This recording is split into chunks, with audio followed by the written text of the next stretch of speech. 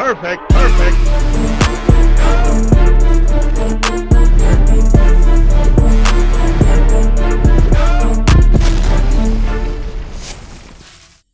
I wanna ask this question as you being an artist specifically, but just a creator too. What are you like when you make music? Like, what are you trying to bring to music, like as an artist?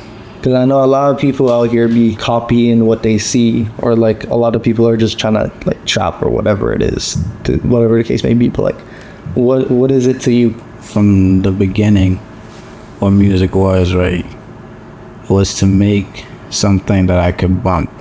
Something I could bump myself. Something I could just, just put it on.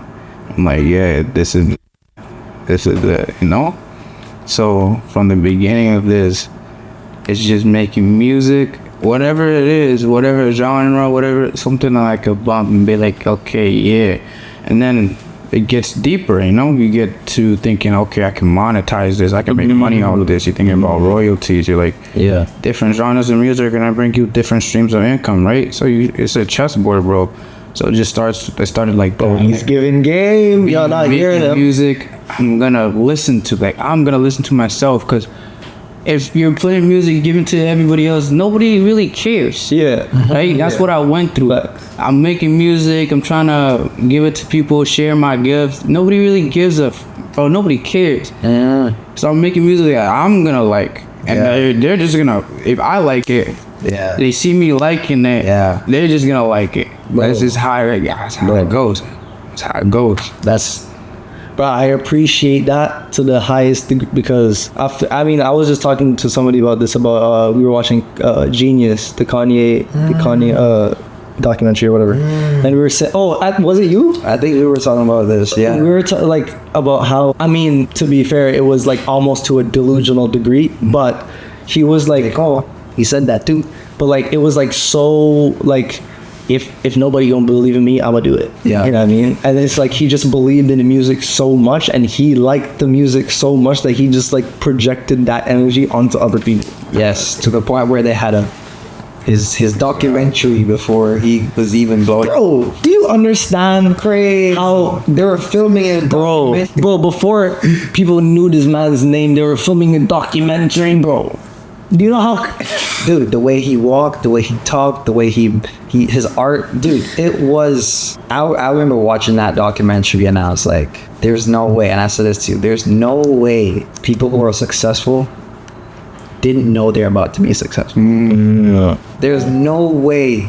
There's this like a moment of time where you're like, yeah, this is about to blow up. I'm about to pop off right now. And that space is like, he projected that space before he got to that space while filming the documentary. Yeah. And I think that specifically applies to a particular set of artists though. I feel like that applies to the people who are like, they actually care about their craft for real. Yeah. You know what I mean? Like, because there's the people who are just like on trends and then they blow up because it's just whatever, but then they die out quick. Yeah. You know what I mean? So the people who like actually are sustainable, they are the ones who like they might not actually know for real, but they like, it's not really a surprise. Yeah. You know what I mean? Because it's like, because I heard other artists talking about this where it's like, a lot of artists, at least the ones who are like steadily building a fan base, when they blow up, it's not just like an overnight blow up. No. It's like when people start to realize that you've been blowing up, the fan base is already there because you've been like steadily built, you know what I mean? So it's like when people say, oh, this person blew up, it's usually just like a marketing thing. Yeah. Because it's like, let's say you have like, especially if you're independent, the only way to really get recognition is if you have a fan base already. So like if you have like anywhere from between 50 to 100 to like 500k followers on Instagram, let's say, if you already have that, now brands are gonna look at you, and then now labels are gonna look at you, and like now you're gonna get all like the promotional stuff, and then once you get the promo, now the mainstream people are like, this person, and then it's gonna seem like it's overnight. But you said there's two types of artists, right? There's people who just hustle for that, that deal, Yeah. that money, you know, that initial like contract. And there's people who hustle for like the journey, you know, because I don't know where I read this. I read this somewhere, or I was watching something, and it said like the dopamine in your brain is specifically like it's coming from the journey, not the destination. So like if you get to the climax of something, it's gonna be like, what's next? Yeah. You know, because you're always chasing something. Yep. You're always chasing more dopamine. But once it's really about the journey, how you got there. That's where, you know, you release most of your good feeling hormones and stuff. So it's just people get caught up in, okay, I need that day and I need that day. It's never enough, you know? Like, you focus on your journey and how you got there and the story you're telling first before you even focus on money or whatever, because money comes and goes. You know your choices and make it last, you know? That's powerful, because that's I remember I've heard something about that recently as well, and it's powerful because when you actually like apply that realistically, you actually have to boil down what's important to you, and to like a fun like a real, where you're gonna put your time day to day, like really, you know what I mean, like practically where you're gonna actually put that. And I think it's like families get broken down, like you see this in celebrity world and then mainstream media. It's like, yeah, they're successful, but they don't have a successful life. Their lifestyle might be great, but their family home is broken. Yes. Their mental health is just deteriorating. And it's just like how you also walk that road is so important, because once you get there, you have to live the way you walk to get there. Yep.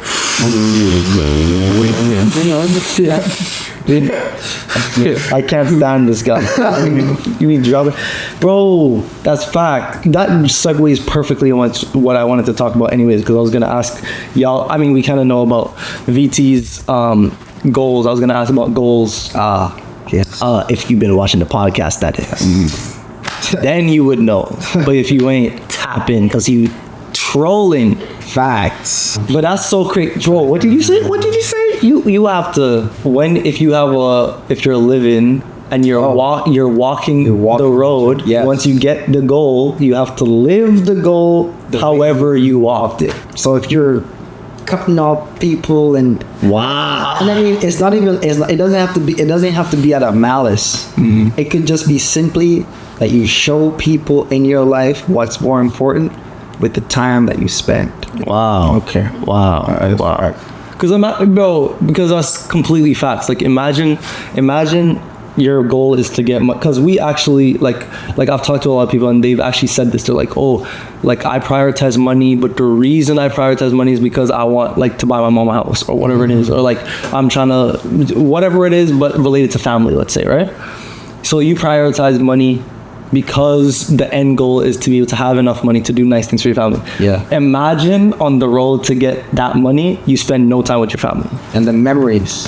You know what I mean? So this is the thing, and this is, I've thought about this That's a hard one. a lot, because I haven't seen, my family is not anywhere near me. I moved out of my house like 18 to pursue track in the field here on the island Victoria. And my mom now lives overseas. My dad's in Saskatchewan. My brother is overseas. Like, I actually, my Christmases, I actually stagger them. So I'll see one family here. A friend will come over to me, or I'll go to Saskatchewan. This year I'm staying home, and my family might come to me. Like, I strategically plan my Christmases in years, just to spend time with family and stuff like that. So for me personally, it's like, the question was, would it cost me if I didn't pursue my goal then? Because I do believe that there is a cost for each person not actually attaining their full potential. Wow. And like that cost hurts many people, because you take care of yourself first in a way where you can give back. Facts. But that you have to get to your full potential first for that to be realized. So that's great. But how do I do that and incorporate the people that are important to me? And that was something that I had to ask, like, okay, practically, I'm pretty goal-oriented, goal-driven. and so it would be like a call here and there to my family, or like I spend like an hour or two talking to my little brother about randomness, just this week of whatever. But I say, okay, what's the cost of that if I just focused on my goal? The cost is, and I have thought about this, if they were to pass, the memories I would have missed out on are way more valuable than the goal I'm chasing. Probably maybe get there. Probably I know I can build this memory now. And so that's kind of like, okay, go on. Okay. Yeah. I know what you mean, bro, but at the same time, like, I feel like people do have different situations, different experiences, which lead to people having different perspectives, right? Yeah. So with you, you're talking about like, okay, you make time. Of course, a lot of people can make time, but like you're talking about like, what if the relationship is more complicated than you really think it is, right? Right. What if you're at a point, I've had some situations where like people can't relate to their siblings, can't because the bond is just not there. Yeah. You know? Facts. So it's just like you could try, but like it's like it's a different type of game for everybody, you know. Yeah. You just gotta hope it works out in the end, you know. Yeah. Most of us immigrants are here. We got our family back home, right? Yeah. So we're working to get our family over here, right? Right? But sometimes not always gonna work like that. Sometimes your family wants to stay there, you know, because they will have a better quality of life over there than coming here, Starting all over. And you have to think about that too. You know, you don't want to separate your family and that. There's so much that goes into it, you know, when it comes to like family stuff. So that's a hard one. That's why I say it's a hard one, because you could try, and that's all you can do. Is throw yourself at it and try, but like.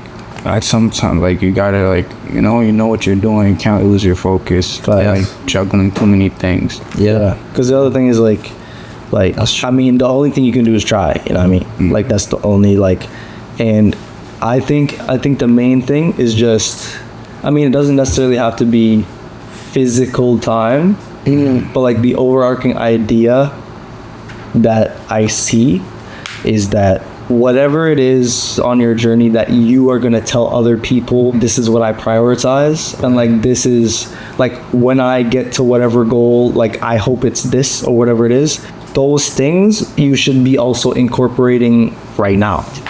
So that's an idea where I was speaking with shout out Brad, Gabby, and Cami.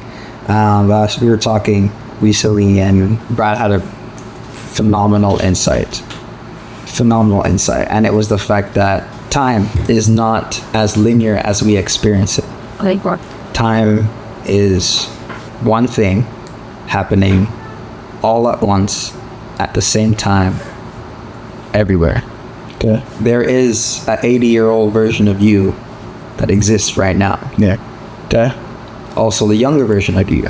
So there's a meditation practice where you can go back in time, and the you right now speaks to the younger version of you. You might disagree, right? And that younger version of you, you can console, you're basically, it's almost like time traveling, if you will, because you get out of that and you feel some sort of connection, some sort of resolve, maybe, with that younger version of yourself. So, okay, boom. If you think about it like that, and you were on you're 80 years old, and you're like, if you were to go back in time, what would you say to yourself now that you would tell yourself to change in the future? Now, currently, who do you want to be? What do you want people to say about you? What do you want your reputation to be? And what kind of actions do you want to portray in people's lives? What kind of impact do you want to create or not? Like, those are all questions. But at the same time, it's like, if you think about it like this, in terms of what we're talking about here, if you want to be successful at X time, or this is the place, it's a lot of people like say, okay, this is what I want to get to, but haven't built the identity of the person that achieves it. That identity that achieves it is the same person you will have to become now Facts. to get there. Facts. Because we know that before you're successful, you have to be something long enough that's greater than your current self to get to the position that you want to be. Like let me put it, this is like a very simple explanation, but let me put it like if your goal is to be a very famous sneakerhead or whatever, and you want to be known for like like let's say it's a YouTube channel, you want to be known as the YouTube channel to come to if you want like to know about sneakers or whatever, like whatever, what have you. On the journey to getting there, I would be weirded out if you weren't at least interested in sneakers. You know what I mean? Like if that's what you want to be, if you were not there yet, and like I'm asking you, oh, what's your interest or whatever, and you're like, oh, I'm trying to get to 90K, I'm trying to get to whatever on this YouTube channel, and you don't have the flyest shoes on your feet right now, I'll be weird. That's weird, bro. Yes, that is weird. You know what I mean? That's weird. Or like let's say, oh, in that example, let's say, oh, you're not there yet, so you don't have enough money to get the flyest shoes. Yeah. You should at least be like, if I go on your YouTube search history, it better be on there. It better be on there. Yeah. You know what I mean? It's the trying aspect. It's where is your interest? If you're not at least showing, like, if you think that you're magically gonna become a different person once something magically clicks and now you're famous, it's not gonna work that way. It's not gonna work that way. Yeah, that's true. That'd be because of the type of work you have to put in behind it. There's no way you can like even have the energy to do that if you don't care about what you're doing. There's no way. Yeah. You know, you gotta. It's a mental thing. It is. I'll play devil's advocate if you. Yeah. We love those. We love those. Come on. Because you can also, on the road to getting to where you want to go, you realize that there are things that you can do or that you may need to do that will get you there, and you really want to be there. Your current self is uncomfortable to make certain changes and adaptations to do those necessary things that you've now identified that your future self has to become right now. In practicing those things or developing those areas, you can build passion, you can build resiliency. I was just gonna ask you that today.